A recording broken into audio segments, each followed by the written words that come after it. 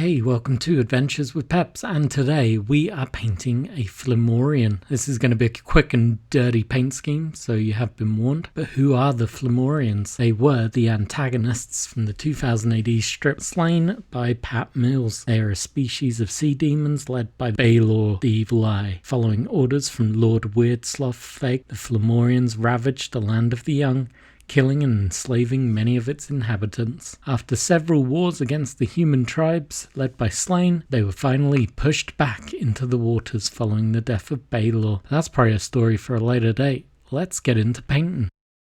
Right, let's get into the model. As you can see, it's primed white. This is a cheap primer from the hardware store. I picked this model because I think he has one of the best poses. We are going to kick things off with the skin, and we are using the Army Speed Painter Plasmatic Bolt. Now, my reasoning for this is it looked kind of aquatic. I did try a green and I tried a blue, and they both came out really bright. So I'm hoping this is going to be the right one. And yes, this is the third attempt at making a video. After I saw how the other colours dried, started with a fresh video. So there's plenty of outtakes. So I'm going to take my time, I'm going to pick out all his flesh. This is going to take a while, so we're going to skip forward a little bit. But just going to take my time, make sure all the dark areas get a good healthy hit of the paint. Sometime later, we are back. Look at him. Just going to finish up his arm. This colour is great. It's meant to be for plasma weapons, but it has this tealy blue-green, very aqua. Makes me think of creatures that would have come from the ocean or from a swamp. So this definitely works for me. Also, it really hits up the recesses, as you can see, leaving the higher areas to go a nice paler colour.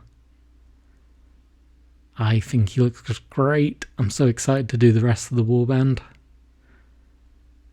Got them now sitting in the queue. The blue and the green one are going to stay those colours. I think it's worth having them just as a little change up, and then we'll definitely be doing the champions in this colour scheme. We then grab the dark wood. Quick and easy step. This is going to be used on the wooden areas. So mostly this spear shaft. Just load up the brush and I'm just going to follow along the edge. Such an exciting step. Look at that. There you go. He now has a wooden polearm. I'm really making my camera work out where I'm zooming. I think these speed paints are amazing. And talking of an amazing speed paint, Zealot Yellow. It's a bright, clean yellow. So I'm just going to pick out his eyes. I get a little bit of bleed happening. Mostly because I'm clumsy. But ultimately it doesn't affect the model. Kind of gives him glowing eye effect. But his eyes are so tiny. But I really like it. I like the yellow with that tealy blue. Let that all dry up. It's nice and hot at the moment, so everything's drying quick. I grab the pallid bone. I'm going to use this on his horns, because he has these really cool, like, goat horns. I don't know why a sea creature would have that type of horn, but I think it looks really cool on him. And we're also going to use it on his necklace, which I assume is probably bones. It might be metal, but I've assumed it's bones, so that's what we're going with. Just going to carefully hit the areas, making sure that enough wash is going into the recesses. There you go. I also hit his mouth up a little bit with the teal underneath. It's giving him like a greenish grin. He looks a little bit drooly. I really like this model. The Slaine models are probably some of the best Warlord game models out there in the 2000 AD series. I've got such big hopes for the ABC Warriors when they come out. I think we're in for a real treat. Now, grabbing the hardened leather. And we're going to use it mostly on his belt and his braces.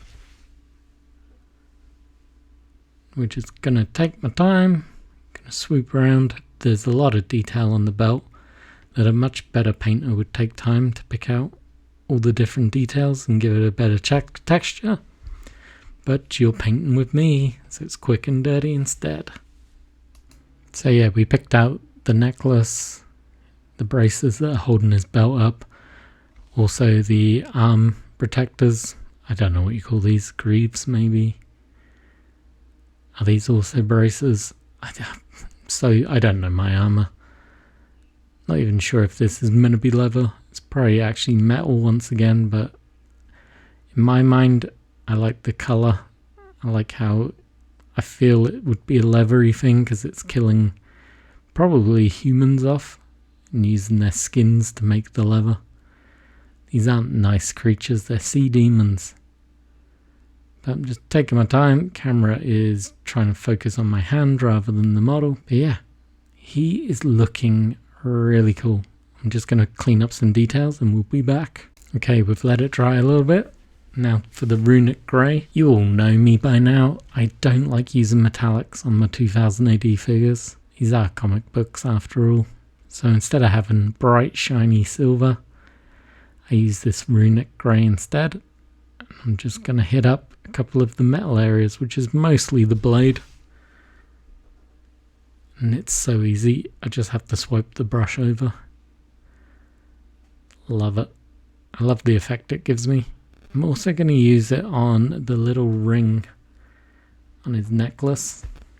I'm not entirely sure what the ring is. It just looks like a circle to me. I'm not entirely sure if it has meaning. I don't remember anything in the comics. If you do, drop me a comment, let me know. But I thought it made sense that it would be this metal-y colour as well. Just taking my time to get these arms right. There's some little details on there that the paint is lovingly seeping into. Tell you what, ever since these speed paints have come out, I've painted more models than ever before. And it is purely down to these paints, so thank you, Army Painter, for bringing this out. They're better than contrast, at least for me. I'm sure people would disagree with that statement, but I've had so much more fun using these paints than any of the contrast ones. So yeah, make at that with you as you will in the comments. Moving swiftly on from that statement, we're grabbing the sand golem. Going to use that on his hair and his little loincloth. So dabbing away, making sure plenty of paint is getting into those recesses. It's very subtle colour change between the dark wood and the sand golem, but it's definitely enough to notice at a later date. Oops, sorry once again for the out of focusedness. As you can see, I'm just going around, catching everything. Going to move up to his hair in a bit. The camera goes out of focus, so we'll probably cut the video here, which is a bit annoying. I will show you a picture of how it looked at this stage. As you can see, it's tabletop worthy. It's not going to win any awards, but I think it looks so cool. And then in the next picture, which hopefully, if my editing is good, is now appearing, did a little cleanup, highlight the base a little bit, added some static grass to make it look a little bit fun, and that is the first of the Fomorians now complete. Let me know what you think. Drop me a like, drop me a subscribe. I am excited to finish the rest of the warband, and I hope you are too. Cheers for watching.